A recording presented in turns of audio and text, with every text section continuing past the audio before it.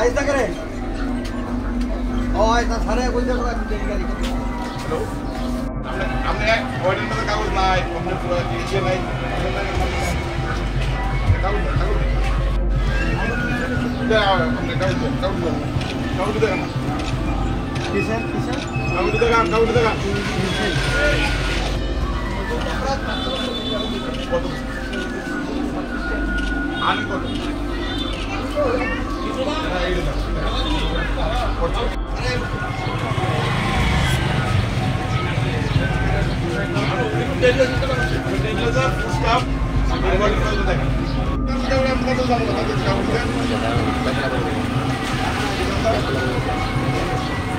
আলু গেছি তো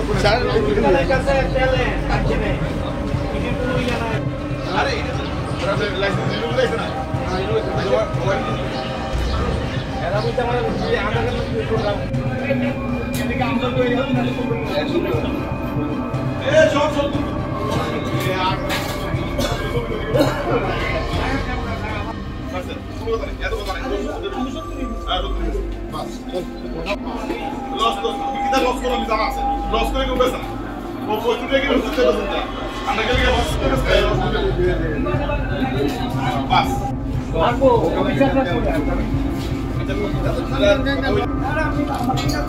না বহুত দূর গেছেন আপনারা আপনি গেছেন না এই এটা জেলা সুদা শুরু আর আসি তোমরা ওয়া লাগাবো কি অবস্থা সুদ দিয়া কেউ বাদ দিয়া আমরা কিরা বলে বলছি যে আগে আপনি কি আসতে কোন মালা না এদিকে যা আচ্ছা ওই যে ওয়াইডের মধ্যে শেয়ার দিয়ে এটা কত হয় গায় লস দিবেন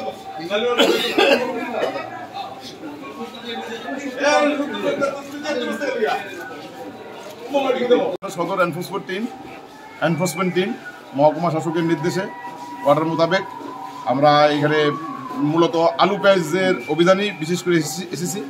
আলু পেঁয়াজের একটু ঊর্ধ্বগতি রয়েছে, আলু পেঁয়াজের মূল্যের ঊর্ধ্বগতি রয়েছে।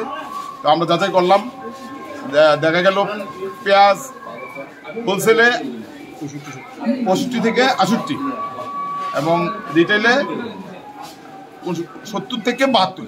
আমরা এর বেশি যাতে না বাড়ে সেদিকে আমরা ব্যবসায়ীদের সতর্ক করেছি এবং এই অভিযান চলবে। আর আলু আমাদের হোলসেল 31 টাকা হোলসেল আর রিটেল 35 টাকা। এই আজকের বাজার দর আমরা মূলত পেঁয়াজ আলুর দিকে লক্ষ্য রাখছি। এটা বেশি একটু বেড়ে গেছে আর ব্যবসায়ীদের সতর্ক করা হয়েছে যাতে এর বেশি মূল্য না নেওয়া হয়। পেঁয়াজের দামটা বৃদ্ধি হওয়ার কারণটা কি? কারণ তো এখন আমরা বুঝতেছি না। তারা বলছে যে সোর্সে প্রাইস বাড়ছে, কিছুদিনের একটা সমস্যা রয়েছে, মূলত ওয়াগনের একটা সমস্যা রয়েছে। এটা মিটে যাবে, 2-1 দিনের মধ্যে এটা কমে যাবে। মানে বাইরে দেখা যাচ্ছে পেঁয়াজের দাম 80 টাকা 75 টাকা, মানে এটা 80 টাকা না, ম্যাক্সিমাম 72। ঠিক আছে, আমরা দেখছি আপনার কথা মতো আমরা বাকিগুলা। পাশাপাশি তেলের দামও মানে বৃদ্ধি পেয়েছে। আমরা এখন যাচাই করব, দেখছি ইঞ্জিনটা একটু বেড়েছে। আমরা এখনই যাচাই আমরা অভিযানে চলছে এবং এই অভিযান চলবে আগামী দিনে।